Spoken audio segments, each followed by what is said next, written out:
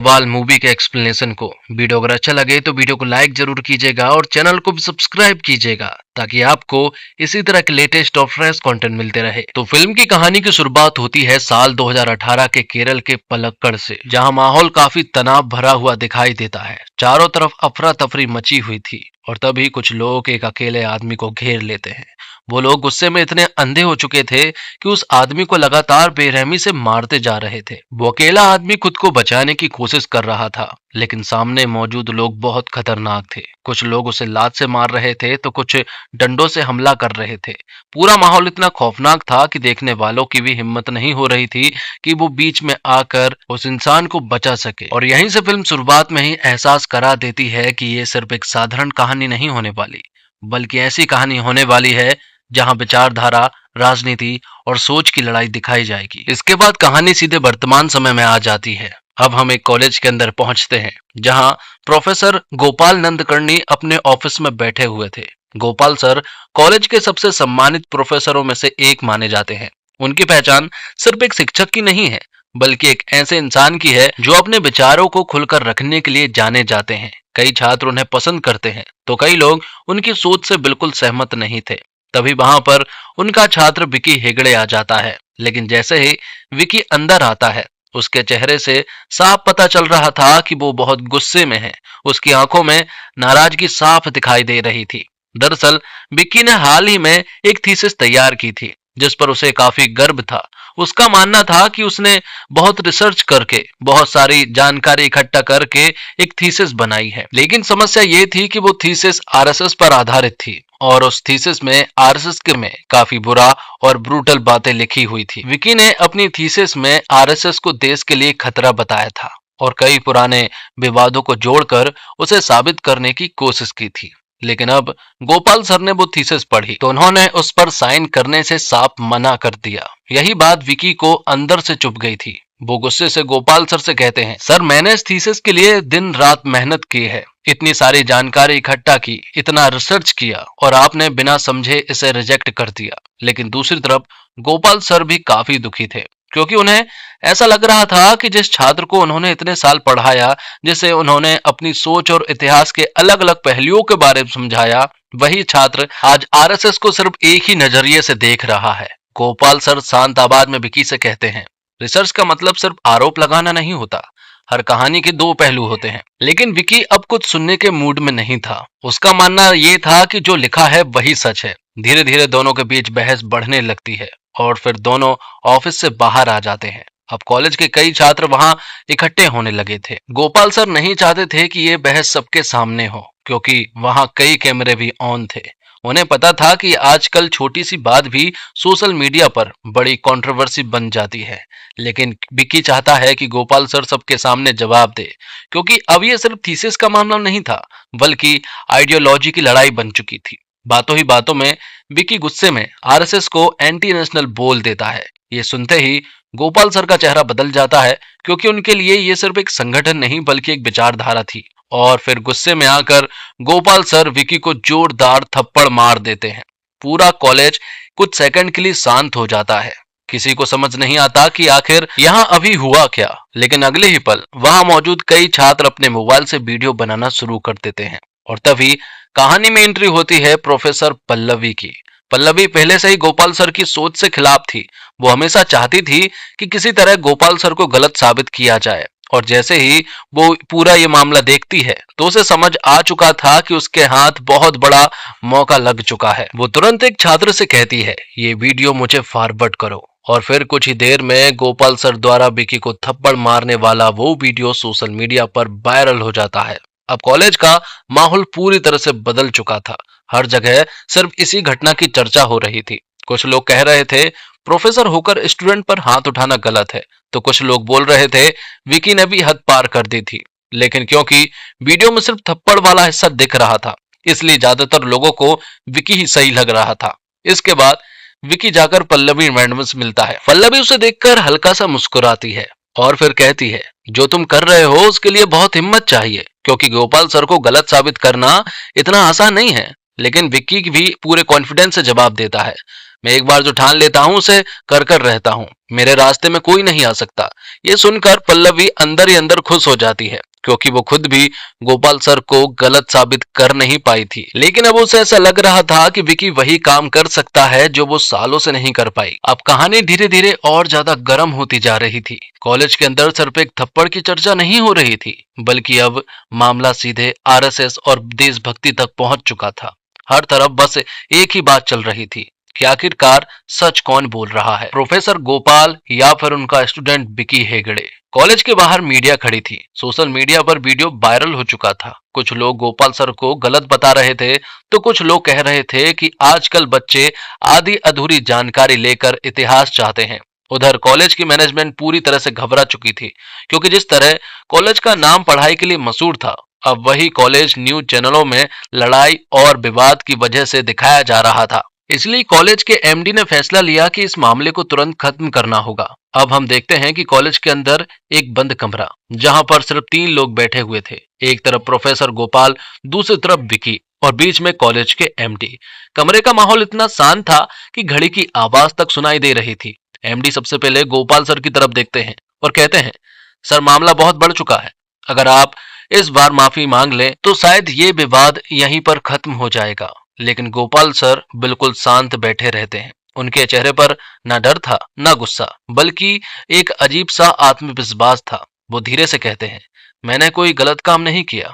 मैंने अपने छात्र को सिर्फ उसकी भाषा और आरोपों की वजह से रोका था।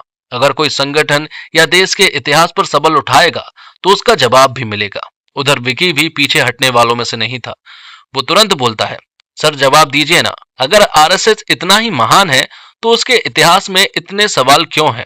एमडी बीच में रोकते हुए कहते हैं, विकी तुम ये सब कॉलेज के बाहर मत ले जाओ, ये मामला यहीं पर खत्म करो। लेकिन विकी अब पूरी तरह जिद पकड़ चुका था। वो कुर्सी से उठता है और कहता है, नहीं सर, अब बात होगी और सबके सामने होगी। उसके आवाज में गुस्सा भी था और खुद को सही साबित करने का जुनून भी। अब गोपाल सर भी उसकी तरफ देखने लगते हैं। दोनों के बीच ऐसा माहौल बन चुका था जैसे कोई बहस नहीं, बल्कि सीधा युद्ध होने वाला हो। तभी विकी कहता है, अगर आप मेरी बातों को गलत साबित कर दे तो मैं ये थीसिस हमेशा के लिए वापस ले लूंगा। लेकिन अगर आप जवाब नहीं दे पाए तो आपको मेरी थीसिस अप्रूव करनी पड़ेगी। कमरे में बैठे सभी लोग अब ध्यान से उसकी बातें सुन रहे थे।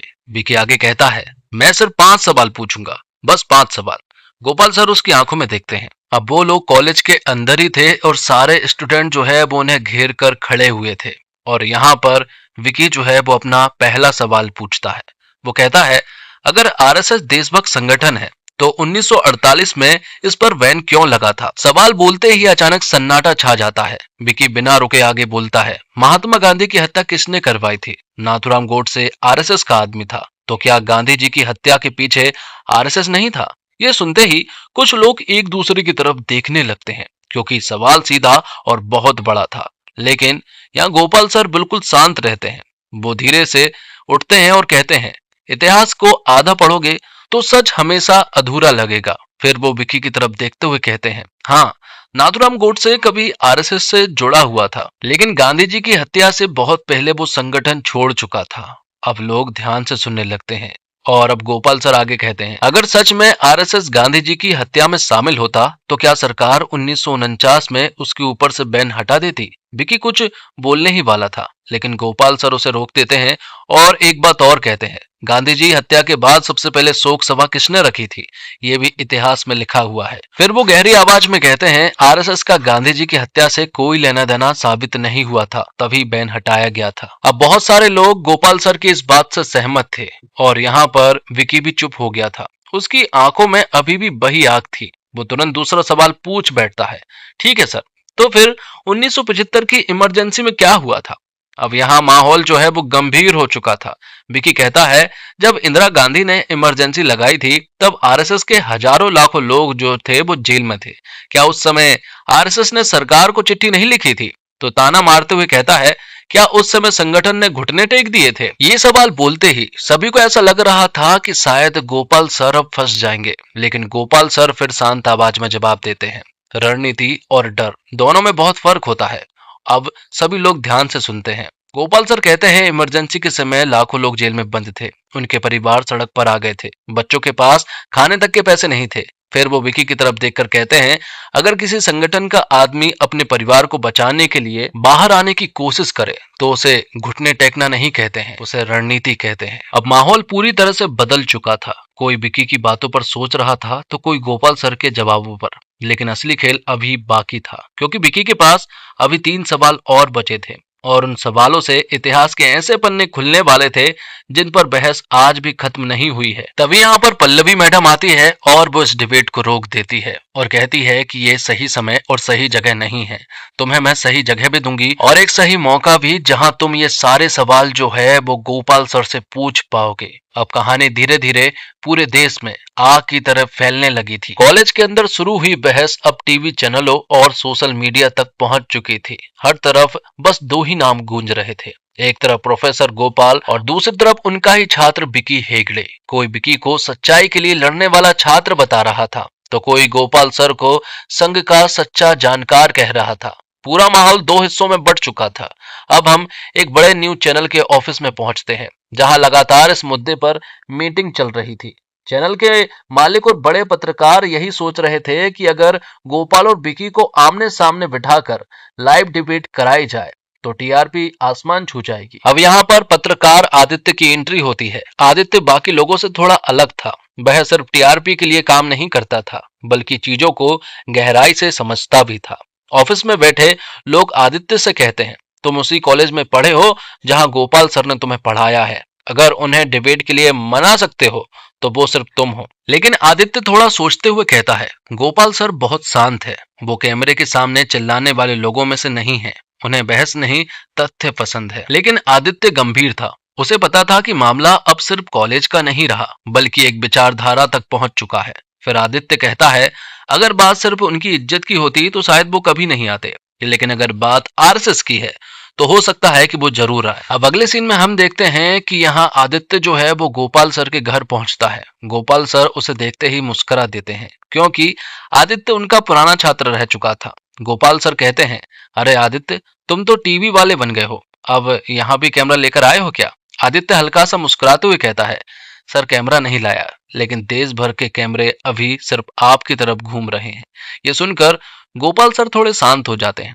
फिर आदित्य उनसे कहता है, सर चैनल चाहता है कि आपकी और विकी की लाइव डिबेट हो। गोपाल सर तुरंत मना कर देते हैं। वो कहते हैं, मैं नेता नहीं हूं आदित्य, ना ही मुझे टीवी पर बहस करनी है। लेकिन आदित्य धीरे से कहता है, सर बात अपनी नहीं है, बात आरएसएस की है। आज सोशल मीडिया पर लोग कुछ भी बोल रहे हैं। आधे लोगों को इतिहास पता भी नहीं है, बस वीडियो देखकर एक्सपर्ट बने घूम रहे हैं। गोपाल सर चुपचाप उसकी बातें सुनते रहते हैं। आदित्य आगे कहता है, मैं आरएसएस को बचाने की बात नहीं कर रहा, लेकिन अगर कोई आरोप लगा है तो उसका जवाब भी देना होगा। अब पहली बार गोपाल सर थोड़ा सोचने लगते हैं। आदित्य फिर कहता है, सर अगर आप नहीं गए तो लोग मान लेंगे कि विक्की सही है। और बात सीधे गोपाल सर के दिल पर लग जाती है, क्योंकि उनके लिए ये सिर्फ बहस नहीं थी, बल्कि उस संगठन की बात थी जिसे वो लोग सालों से समझते और मानते आए हैं। सारी बातें सुनने के बाद गोपाल सर कहते हैं कि मैं आऊंगा। दूसरी तरफ कहानी हमें विकी के घर ले जाती है। विकी अपने कमरे में बैठा लगातार न्यूज देख रहा था। हर चैनल पर उसी की चर्चा हो रही थी। कुछ लोग उसे युवा क्रांतिकारी बता रहे थे तो कुछ लोग उसे देश विरोधी वाला सोच वाला लड़का कह रहे थे। तभी वहां एक बड़ी गाड़ी आकर रुकती है। उस गाड़ी में उतरता है सौरभ नाम का आदमी। वो कोई आम आदमी नहीं था, उसके बड़े बड़े नेता और संगठनों से संबंध थे। और सबसे बड़ी बात, वो आरएसएस का खुलकर विरोध करता था। वो सीधे विकी के कमरे में पहुंचता है। सोहराब मुस्कुराते हुए कहता है, तुमने बहुत बड़ा काम किया है विकी, इतनी हिम्मत हर किसी में नहीं होती। विकी शांत होकर उसकी बातें सुन रहा था। फिर सौरभ कहता है, अगर तुम्हें किसी भी चीज की जरूरत पड़े, फंडिंग, सपोर्ट, मीडिया पावर, तो हम तुम्हारे साथ हैं। लेकिन विकी तुरंत जवाब देता है, ये मेरी लड़ाई है, मैं किसी के सहारे नहीं लड़ूंगा। सोहराब थोड़ा मुस्कुराता है, उसे शायद ऐसे जवाब की उम्मीद नहीं थी। वो कहता है, दुनिया में अकेले लड़ने वाले लोग जल्दी टूट जाते हैं। विक्की भी जवाब देता है, और सहारे लेकर लड़ने वाले लोग कभी अपने नहीं रह जाते। ये सुनकर माहौल थोड़ा भारी हो जाता है। सोहराब समझ जाता है कि विक्की को कंट्रोल करना आसान नहीं होगा, इसलिए वो वहां से निकल जाता है। उसके जाते ही कुछ देर बाद विकी की गर्लफ्रेंड सारा वहां आती है। सारा शुरू से ही इस पूरे मामले को लेकर परेशान थी। उसे डर लग रहा था कि विकी कहीं बहुत बड़े खेल में न फंस जाए। वो विकी के पास बैठकर कहती है, तुम जो कर रहे हो ना, वो सोशल मीडिया पोस्ट नहीं है, बहुत बड़े लोगों से टकरा रहे हो तुम। तब विकी कहता है, अगर सवाल गलत है तो जवाब देकर मुझे चुप करा देंगे। सारा तुरंत बोलती है, मुद्दा सवालों का नहीं है विकी, मुद्दा ये है कि लोग तुम्हारा इस्तेमाल कर रहे हैं। विकी उसे देखता है लेकिन कुछ नहीं बोलता। सारा फिर कहती है, आज तुम्हारे साथ खड़े हैं क्योंकि तुम ट्रेंड में हो, लेकिन जिस दिन तुम हारने लगोगे उस दिन ये लोग तुम्हें अकेला छोड़ देंगे। विकी थोड़ा गुस्से में कहता है, मैं कोई बच्चा नहीं हूं सारा, मुझे पता है कि मैं क्या कर रहा हूं। सारा धीरे से जवाब देती है, बस यही डर है कि तुम्हें लगता है तुम्हें सब पता है। ये सुनकर कुछ सेकंड के लिए वहां पूरी तरह से खामोशी छा जाती है। अब कहानी धीरे धीरे और गंभीर होती जा रही थी। एक तरफ गोपाल सर थे जो अपने ज्ञान और इतिहास पर भरोसा कर रहे थे। दूसरी तरफ विकी था जो मान चुका था कि वो सच के लिए लड़ रहा है। लेकिन असली खेल अब शुरू होने वाला था, क्योंकि अगली बहस सिर्फ कॉलेज में नहीं पूरे देश के सामने लाइव होने वाली थी। अब कहानी का माहौल पूरी तरह बदल चुका था। सोशल मीडिया पर हर तरफ सिर्फ दो नाम ट्रेंड कर रहे थे, प्रोफेसर गोपाल और विकी हेगड़े। कोई गोपाल सर को देशभक्त बता रहा था तो कोई उन्हें कट्टर सोच वाला आदमी कह रहा था। यहाँ तक कि कई जगहों पर लोग गुस्से में गोपाल सर के पुतले तक जला रहे थे।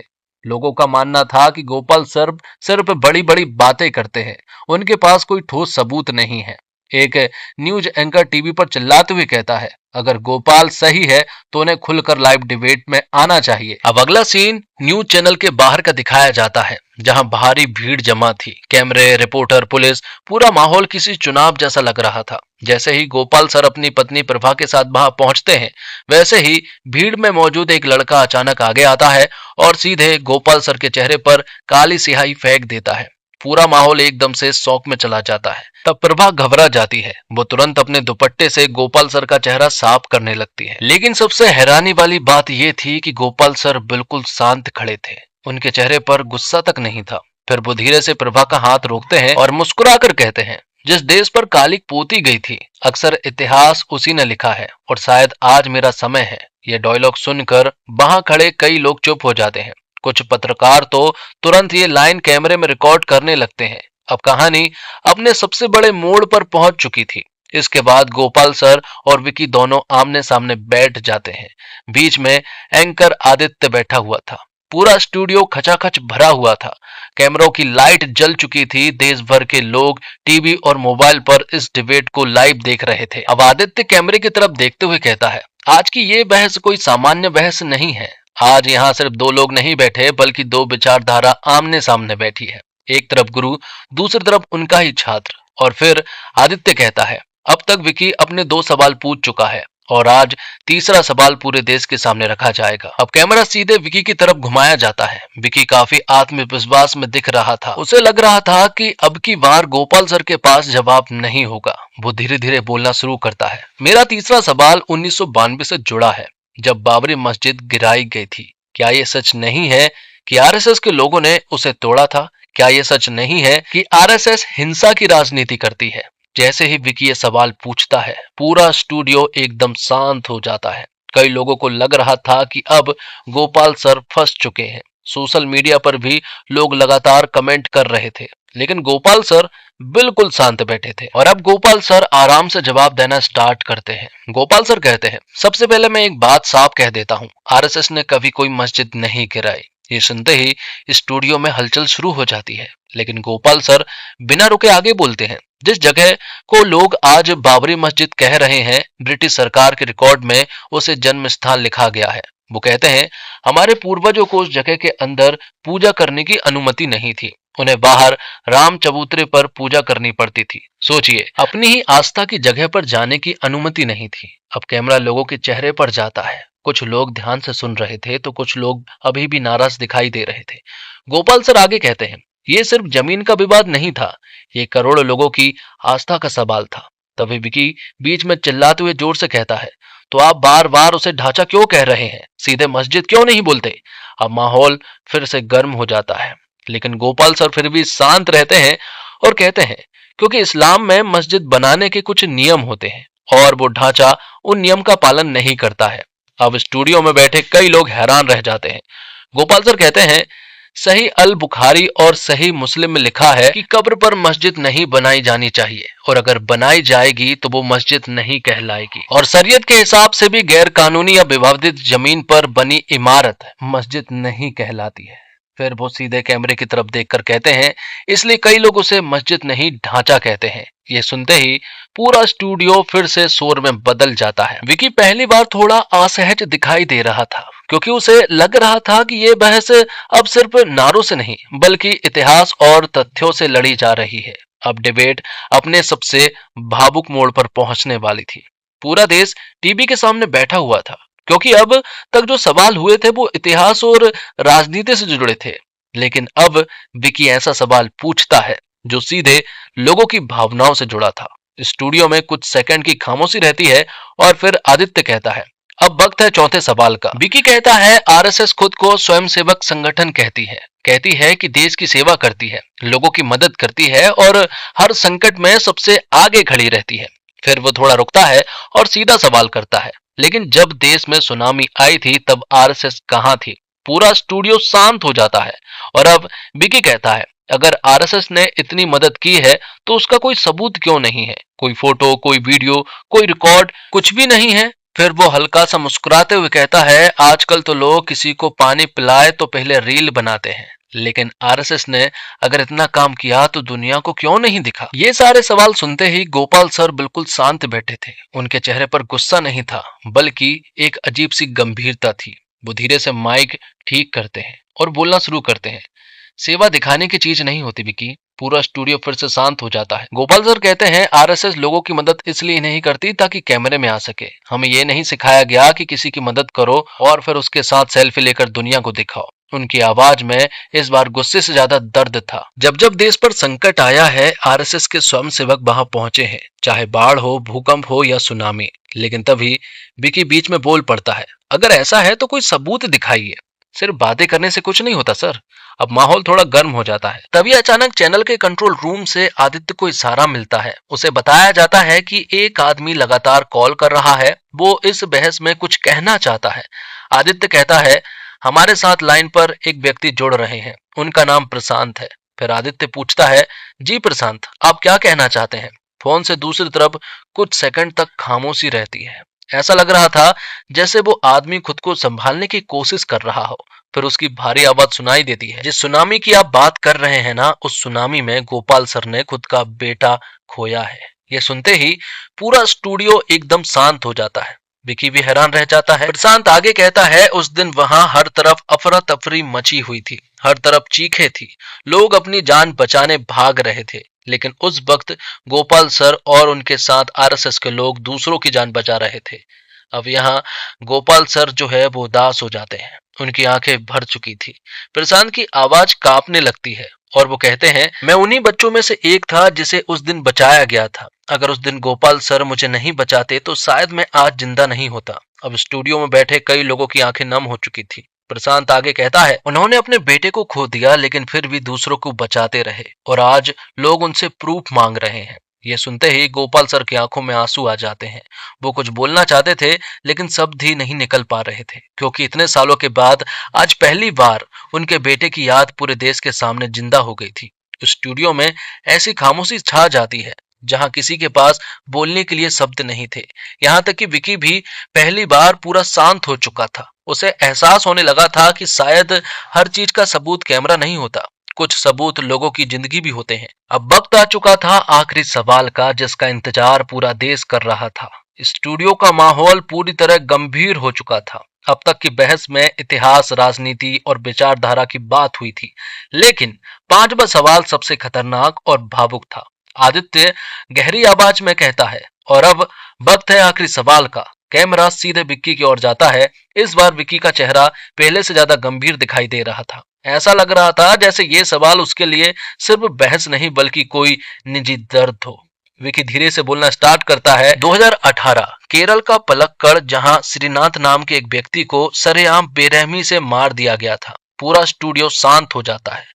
विक्की आगे कहता है, लोगों का कहना यह है कि हत्या आरएसएस ने करवाई थी और जब भी इनका कोई एजेंडा फेल हो जाता है तो ये लोग विक्टिम कार्ड खेलते हैं, सहानुभूति लेने के लिए खुद को पीड़ित दिखाते हैं और फिर वो सीधे गोपाल सर की आंखों में देखते हुए कहता है, क्या ये सच नहीं है कि श्रीनाथ की हत्या के पीछे आरएसएस का ही हाथ था? तो यहाँ पर गोपाल सर कहते हैं कि इसका जवाब मैं नहीं दूंगा बल्कि एक वीडियो देगा। इतना कहकर वो आदित्य को इशारा करते हैं। तभी स्क्रीन पर एक वीडियो चलाया जाता है। वीडियो में दिखता है कुछ लोग एक आदमी को बेरहमी से पीट रहे हैं। वो आदमी अकेला था और सामने बहुत सारे लोग थे। कोई उसे लात मार रहा था तो कोई उसे डंडे से हमला कर रहा था। पूरा दृश्य बहुत डरावना था और सबसे खतरनाक बात यह है कि उन्हीं में से एक आदमी वीडियो भी बना रहा था। फिर वीडियो में दिखाता है कि वो लोग उस आदमी को एक सुनसान जगह लेकर जाते हैं और वहां उसे बहुत ही बुरी तरह से मारते हैं। उसके बाद अचानक वीडियो में कुछ लोग टोपी पहन लेते हैं और जोर जोर से नारे लगाने लगते हैं, अल्लाहू अकबर। अब गोपाल सर कहते हैं ये नाराए तकबीर आरएसएस का नारा तो नहीं लगता, तो अब समझ जाइए ये काम किसने किया होगा। ये सुनते ही स्टूडियो में फिर हंगामा शुरू हो जाता है, लेकिन अब इस बार विकी बिल्कुल शांत बैठा हुआ था। ऐसा लग रहा था जैसे वो ये जवाब पहले से जानता था। और तभी कहानी में आता है एक बहुत बड़ा ट्विस्ट। स्टूडियो के बाहर मौजूद एक रिपोर्टर को अचानक कुछ जानकारी मिलती है। वो तुरंत अंदर फोन करती है और उसे पता चलता है जिसे सभी लोग विकी हेगड़े समझ रहे थे वो असल में विकी था ही नहीं। ये सुनते ही हर कोई हैरान रह जाता है। असल में वो लड़का श्रीनाथ का बेटा होता है। ये बात जैसे ही बाहर आती है तो पूरा माहौल बदल जाता है। पल्लवी की असिस्टेंट ने उसे ये बात जब बताई तो वो पूरी तरह से शौक में चली जाती है। वो हैरानी से कहती है, मतलब वो हम सबके साथ खेल खेल रहा था। उसे अब समझ आता है कि विकी शुरू से सिर्फ बहस नहीं कर रहा था बल्कि किसी बड़े मकसद से यहाँ आया था। अब 5 सवाल खत्म हो चुके थे, डिबेट भी खत्म हो चुकी थी, लेकिन गोपाल सर अब भी सोच में डूबे हुए थे। वो अपनी पत्नी प्रभा से कहते हैं, जब उसने मुझसे 5वां सवाल पूछा तब मुझे बहुत अजीब लगा था, क्योंकि इस सवाल का जवाब तो उसे पहले से ही पता था। हम दोनों इस विषय पर पहले भी कई बार बात कर चुके थे। गोपाल सर अब समझ चुके थे कि विकी का मकसद उन्हें हराना नहीं था बल्कि पूरे देश के सामने कुछ सच लाना था। इसके बाद फिल्म हमें असली सच बताती है।